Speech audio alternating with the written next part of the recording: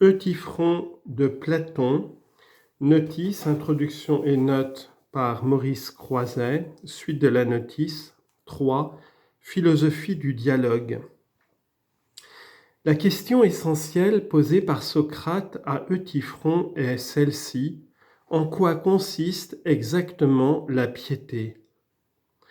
Comme tous les esprits étrangers à la philosophie, Euthyphron est rebelle aux abstractions. Sa première réponse en est la preuve. La piété, pour lui, c'est d'agir comme il agit dans la circonstance présente. Car en poursuivant son père devant les tribunaux, il imite Zeus qui n'a pas craint d'enchaîner son père Cronos pour le punir d'une injustice. Réponse enfantine, mais qui donne à Socrate l'occasion de dire sa pensée sur ces légendes. Il se refuse nettement à croire à des conflits entre les dieux. Par là, une large portion de la légende mythologique se trouve exclue de la religion, mais ce n'est là qu'un prélude. Euthyphron n'a pas répondu vraiment à la question posée. Socrate lui explique qu'il attend de lui tout autre chose, une définition générale de la piété.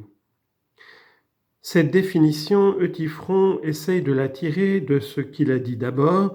La piété, dit-il, c'est ce qui est agréable aux dieux. Pensée qui était, à n'en pas douter, la plus répandue alors. La plupart des Athéniens de ce temps auraient certainement souscrit aux paroles du devin. En les discutant, Socrate va donc pouvoir opposer à la conception commune de la religion une conception plus philosophique.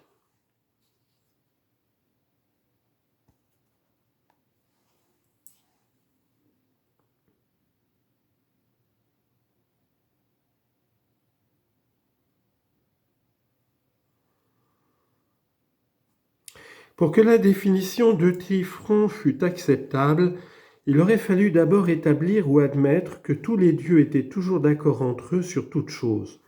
Sinon, un même acte étant agréable à un dieu mais désagréable à un autre serait à la fois pieux et impie, absurdité à laquelle le polythéisme ne pouvait guère échapper qu'à la condition d'être ramené sinon à un monothéisme absolu, du moins à une conception de la hiérarchie divine équivalent en fait au monothéisme.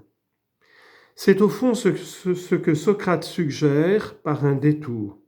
Il demande à Euthyphron si l'agrément des dieux peut être arbitraire. Est-il admissible qu'il y ait en matière de justice des sentiments changeants et incertains chez la divinité ? Les jugements divins ne doivent-ils pas être toujours et essentiellement conformes à une notion supérieure qui est celle du juste ou du bien ?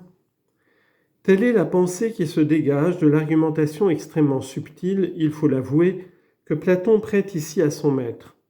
Elle tend, comme on le voit, à identifier l'essence de la divinité avec l'idée même de justice et par conséquent à en exclure tout ce qui serait faveur capricieuse. Logiquement, elle devait avoir pour conséquence d'éliminer toute mythologie, ou mieux encore de réformer l'esprit même de la religion populaire. Et cette conséquence, Socrate la fait sentir immédiatement. Si tout ce qui est pieux doit être juste, dit-il, les deux termes piété et justice se confondent-ils absolument ? Ou bien la piété n'est-elle qu'une partie de la justice ? Euthyphron adopte ce second point de vue. Invité alors à dire quelle partie de la justice est plus précisément, plus spécialement piété, il déclare que c'est celle qui concerne les soins dus aux dieux par les hommes, c'est-à-dire en somme le culte. On en vient ainsi à juger du culte lui-même après la doctrine. Suivant Euthyphron, d'accord en cela aussi avec l'opinion commune, le culte serait une sorte de service des dieux, analogue à celui que les serviteurs doivent à leur maître. Mais ce dernier, dit Socrate, est une assistance prêtée aux maîtres qui en ont besoin. Les dieux ont-ils besoin d'une telle assistance de la part des hommes ? Et comme Euthyphron, embarrassé, se rejette sur des formules vagues, Socrate insiste et le presse. La piété dans le culte n'est-elle pas la science des sacrifices et des prières, c'est-à-dire des demandes et des présents à faire aux dieux ? Euthyphron en convient. Elle consiste donc à savoir ce qu'il faut leur offrir, pour obtenir d'eux en échange ce que nous désirons.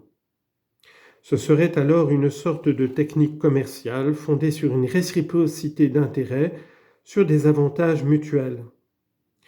Mais quel avantage les dieux peuvent-ils attendre de nous? Aucun. Reste que nos rapports soient considérés uniquement comme une marque de respect, comme un moyen de leur être agréable. Seulement, s'il en est ainsi, on revient à la définition qui a été précédemment écartée. La piété serait la science de ce qui agrée aux dieux. Eutyphron, se sentant incapable de sortir de cette impasse, n'a plus qu'à se dérober. En somme, qu'a démontré Socrate? Premièrement, que la vraie piété ne peut pas être séparée de la justice. Deuxièmement, que le culte même n'aurait aucune valeur en dehors de cette union intime, ou en d'autres termes, qu'il doit être avant tout l'hommage d'une conscience pure à une justice supérieure. Ainsi se dégage la religion qui était la sienne, religion essentiellement morale, désireuse de s'accommoder des formes traditionnelles, mais à condition d'y infuser un esprit nouveau, bien décidé en tout cas à n'accepter aucune mythologie contraire aux lois éternelles de l'humanité. Il suffit à cette religion de se laisser entrevoir pour juger et condamner celle d'Eutyphron, pour en révéler la grossièreté, la superstition, la misère morale. Et en même temps, pour faire sentir combien celle-ci était par nature incapable de comprendre celle-là. Ainsi nous est expliquée l'insuffisance de l'apologie. Eutyphron est en quelque sorte le type de cette ignorance naïve et incurable qui avait condamné Socrate. Elle est seulement doublée chez lui d'une fatuité destinée à la rendre plus visible. Le dialogue, comme œuvre philosophique, est d'une étoffe un peu mince. On n'y sent pas encore cet essor de pensée et d'imagination, cette hardiesse qui allait bientôt se donner carrière dans des œuvres autrement puissantes. Rien non plus des aspirations mystiques qui plus tard devaient se manifester dans le banquet, dans le Phèdre, dans la République. L'auteur n'est encore vraiment qu'un socratique plein d'esprit, ingénieux interprète de la pensée de son maître et désireux de la faire connaître. Sa propre personnalité se marque surtout par un sens dramatique déjà vif et alerte, par un talent d'écrivain remarquable. L'ouvrage n'a pas l'importance de l'apologie, mais il en est un complément indispensable.